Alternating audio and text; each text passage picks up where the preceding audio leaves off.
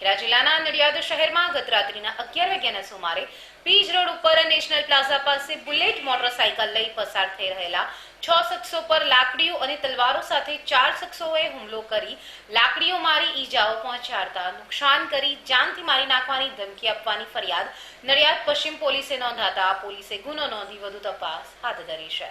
તો જો ગૌતમ વાઘેલા સાથે નચિકેત મહેતાનો મળતી વિગતો અનુસાર નડિયાદ શહેરમાં રાજીવનગરમાં રહેતા ભરતભાઈ કાનજીભાઈ ભરવાડ અને તેમના પિતરાઈ ભાઈઓ રાકેશભાઈ સંગ્રામભાઈ, હરીશભાઈ નવગણભાઈ, દિનેશભાઈ જગાભાઈ,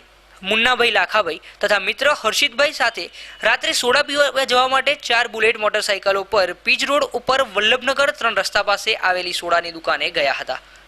પરંતુ સોડાની દુકાન બંધ હોય તેઓ સોડા પીધા વિના ઘરે જવા પરત નીકળેલા। ત્યારે નેશનલ પ્લાઝા પાસે રસ્તામાં ઉભેલા રાજુ રાઠોડ સહિત 4 શખ્સોએ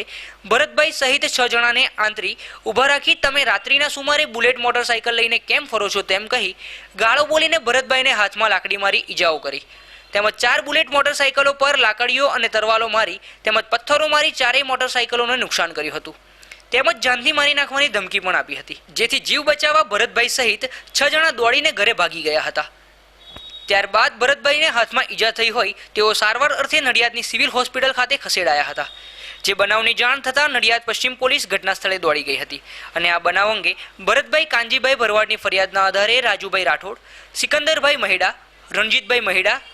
અસીમભાઈ મહેડા સહિત 4 જણા વિરુદ્ધ ઇપિકો કલમ 323, 504, 506(2), 337, 427, 114 મુજબ ગુનો નોંધી વધુ તપાસ હાથ ધરી છે।